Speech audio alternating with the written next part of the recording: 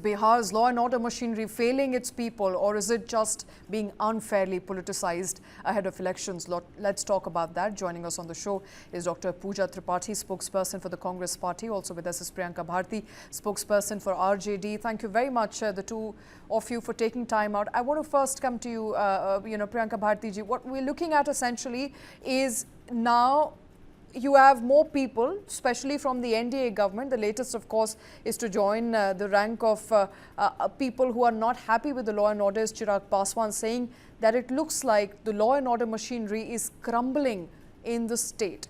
What are you making of these comments, which could stir up a lot of political heads in Bihar? Shweta, this statement of Chirag Paswan carries two significant implications. Firstly, Chirag's statements prove that there is complete lawlessness and chaos in Bihar. The incident of Gaya, which you earlier also mentioned, where a woman who participated in recruitment race for Home Guard fainted, and while seeking for health, while seeking for ambulance, when she was in the way to the hospital, she was raped by a group of people inside the ambulance. This is a testament to the reality of what is happening in Bihar and also to this statement of Chirag Paswan, but he also uncovers a deeper truth. You see, when PM Narendra Modi comes in Bihar, he always talks about a model of Sushashan ki sarkar, that is a good governance. But statement of Chirag brings him into the light that PM Modi has been the most dishonest prime minister in the history of India because his statements are contrary to what's happening in Bihar. And secondly, if I analyze, Chirag Paswan stating this would be just hollow if he does not act. If he believes that these things are happening to come in Bihar, out, I think it's significant of him to come out and speak at a time when we know the state is staring at elections. Manish Barrier, spokesperson for the BJP, also joining us on the show. Manish, some very important questions are coming your way. But first up, are we looking at some sort of dissent in the NDA in Bihar? Good evening to you, and good evening to both my co-panelists and viewers. Absolutely not. He said that if you have read his statement or heard his statement, he said very clearly that it is during election time that these kind of incidents starts going up. So it could be maybe because of the opposition parties actually making these kind of incidents, unfortunate incidents. So, and it has happened in last elections also, even before that. So I think one has to be supporting the government in Bihar. Manish, he also that, said, I regret supporting government in Bihar.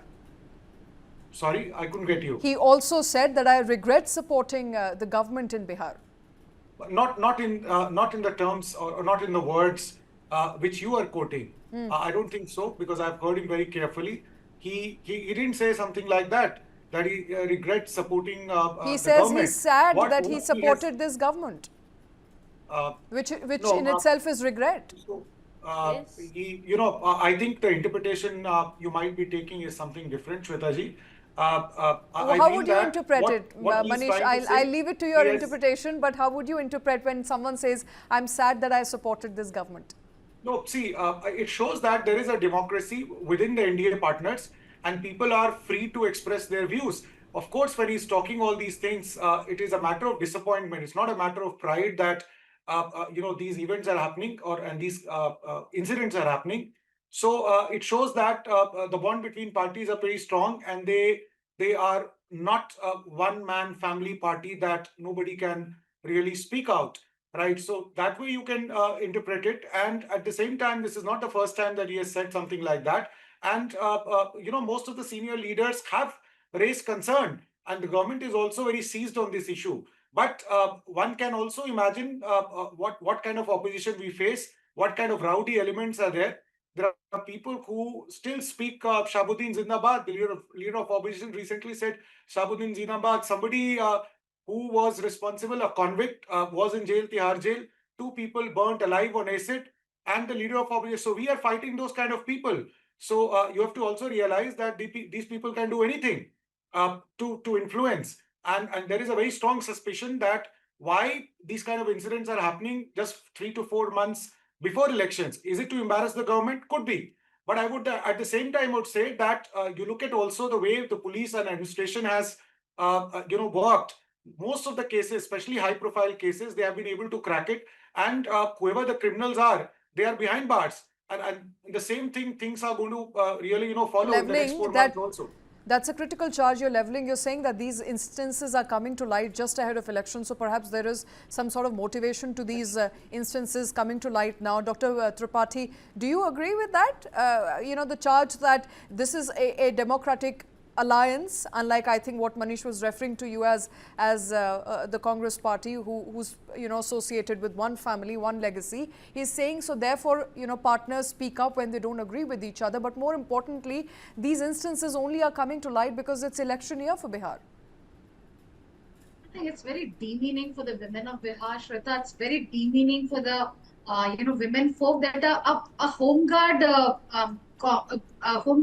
woman who was contesting for the home guard competition, and she was gang raped while on a way to ambulance. I really hope that Bharatiya Janata Party spokesperson shows some humility and stands by the woman rather than calling it an election propaganda. Because this is the reality of Bihar. 323% increase in rapes and gang rapes against women.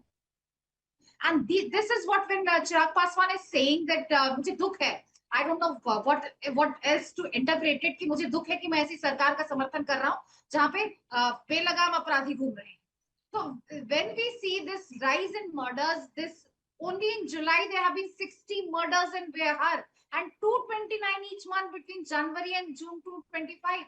And when Bharatiya Janata Party spokesperson comes and said this is only because of election, I think it goes wrong for the people of Bihar. It's very demeaning for the people of Bihar who is looking at your administration, who's looking at your government with high hopes of curbing law and order, of maintaining law and order, of curbing these gang rapes, these women. It's not just a woman has been raped in Gaya ji. Few days back, Dalit girl or 10-year-old, 11-year-old Dalit girl was raped in Muzaffarpur. There was a gang rape of a dancer who was returning from a gig in Patna. Sitamani, and you speak and speak. This is the 323% increase, and I really expect persons showing some humility and saying that we are sorry that this is happening, rather than blaming opposition rowdy. This is not an opposition happening. This is your state. You have been in power. There's a so-called double engine, and one of your wheels of your engine is accusing you. Better take a back seat. Think why it's happening. And people of Bihar deserve much better. Let's get Manish back into this conversation. Then let's give a minute to Manish to respond to those charges. Manish, I think there is a concern here from an average Bihari today that law and order is taking a beating in the state of Bihar. Are you concerned that there is a spike in criminal cases, cases against women in Bihar? As I said earlier, that in the last 3-4 months, this could be a very motivated exercise. But I do, feel very sad about the crime against women, and this is not something which the government can only respond. But this is a problem which unfortunately did occur. So that, and I'm not trying to defend it because this is indefensible, and this is something which would be dealt very strictly. That unfortunate incident has happened. So, one cannot really defend these kind of shameful kind of incidents. But at the same time, I would like to say that during RJD rule, the number of crimes, and especially murders, was somewhere around 6,000 to 7,000 in a year. Now, if you look at 2024 to 25, this year also, vis-a-vis last year somewhere around 2,700 murders were there in the entire year. And this year till July, it's somewhere around 50% of that. Now, I am not really taking pride in the fact that why even one murder is happening. But at the same time, this is not something which is a spurt in activities when it comes to murders or violent crimes are concerned. I think because it is election, it is getting highlighted more. And that is what is the reality. You could also look at a Congress coalition government in Jharkhand that has the highest number of murders in the country. Nobody talks about it because there are no elections. So therefore, in the perspective, in the context, if you look at, it is very unfortunate. At the same time, number of these murders, high-profile murders, they are personal matters. And these are, like Mr. Khemka's case also was a personal matter. There was a recently sand trader case also live TV, a matter. So when it comes to personal matters, let's speak one after the other. Respond. Right. All right, Manish, let's take that with Priyanka Bharti. Priyanka, quoting numbers there, Manish is saying very categorically that our government, if anything, has only done better in the last decade or so. There is more law and order today. There are less murders, there are less crime against women. And, we want to get rid of every rowdy element, but that takes time, and we have done a successful job at it. And the fact he continues to maintain that this is an election year, and that's the reason why such cases are being highlighted. Shweta, I would just like to ask, where did Manish Bariyar get that data of murders from? Because still from 2022, the NCRB hasn't released any data regarding murders, rapes or anything. So where is he concocting that data from? BJP's office. Secondly, we are in opposition. Yes, Manish, if you could respond.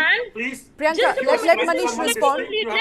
Yeah, I'll come to you. Yes. I would not put this data just like that. So where did you get your data from, Manish? Just like that. Okay, then I'll complete my point. I'm not someone. Could you share your source, Manish? Yes. Manish, could you please? Could you share your source? Yeah. Could you please share your source? These are NCRB data itself. But the data has not been released since. You can look the at data it, has not been released after nothing doesn't 2022. change that. You can fact check it. I could say that you can look at during RJD time. Was it not 6,000 murders? Do you have an exclusive? Do you have an exclusive privy to data that has not been put out in public domain? Laughing doesn't change facts. It might just be a very bad kind of a behavior, but that's it. Beyond that, it doesn't show anything. All right. Manish is suggesting this is NCRB data. We don't have the data since 2022 for it's not been released, but we seem to have some data. But yes, Priyanka. It's not only you, neither of the opposition has this data. I think only the BJP members have it. Okay, my second point, they are in the administration. They have control over administration. Why can't they control murders, rapes, dacoity, everything? Again accusing us. This is utter shamelessness. Thirdly, when Chirag Paswan says that he's sad to support such sort of government, why doesn't he resign? Because you see, when you make statements that I am sad, but you don't resign, it just sounds hollow words, devoid of what you're trying to do, real conviction and action. And not only this, I think Chirag Paswan does this because he wants more seats. And secondly, he does this because he is enjoying power. He is in politics. He is member of parliament. He is enjoying power. He is having the fruits and everything. His brother-in-law became a member of SC/ST Ayog. So that is all he wants. That's why he is making this statement to pressurize BJP. But at the second hand, he does not want to leave that privileges and enjoyment. That's all. Okay, let's quickly get Dr. Pooja Tripathi as well. I'm running short on time there, Dr. Tripathi, but I have to ask you at this point, what does Chirag's statement really mean for politics of Bihar? Now, Priyanka said it means nothing if he does nothing about it. But in your assessment, are we looking at some sort of, heads rolling, some cracks emerging in NDA? Chirag, he beautifully calls himself Hanuman of Modi ji. And I want to remind Chirag through News9 this that while he, corners Nitish government for the failing law and order and absolutely chaos in the state, the scenario at national level doesn't look good either. There have been 86 rapes happening daily. Even if we talk only about women's security, 49 crimes against women every hour. And this is a 16% increase from the UP era. So when Chirag finds it difficult to support, unhe dukh hota hai Nitish ji ko support karne mein, he should have the same amount of dukh in supporting Modi ji at the national level. And I really expected better from the Bharatiya Janata Party spokesperson in quoting stats. Randomly throwing number ki Jharkhand mein sabse zyada murder hote hain. Let me tell you the NCRB data, and you can go and check it. Maharashtra, MP is at November 1, Maharashtra and UP at second. And third is Bihar, followed by Gujarat, Haryana, Chhattisgarh, all ruled by BJP states. When you quote Jungle Raj, or so-called quote-unquote Jungle Raj versus the Nitish Bihar Sushasan, the kidnapping has increased from 2,566 to 10,925. And he just said कि अभी तो हमने आधे कर दिए murders. There were just 3,261 murders in Lalu era and 3,138. Nitish Kumar is not far behind with his all Sushasan claims.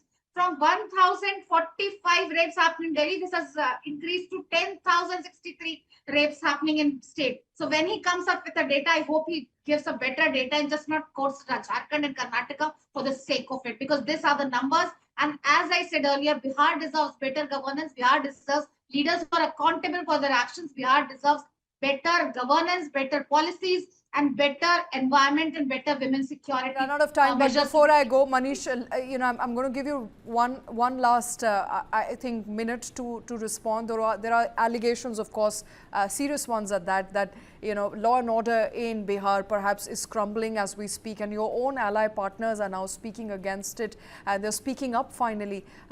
Your last comment, sir. Do you still believe that this is only because it's election year, or there is a recent spike that we are seeing, because too many cases coming to light of late? No, of course, if you look at it in the last 2-3 months, there has been spike. So one has to admit that there has been a spike. But then because it is election year, you are reporting more. The spike was there last year also, but it was not in news. And that has been my point. That is one. Second, both these ladies, and I have a lot of respect for both of them, but you ask them whether this government in last 15 years, because of that, the plight of women, which was so bad during Lalu and Congress era at that time, has it not improved materially for them or not?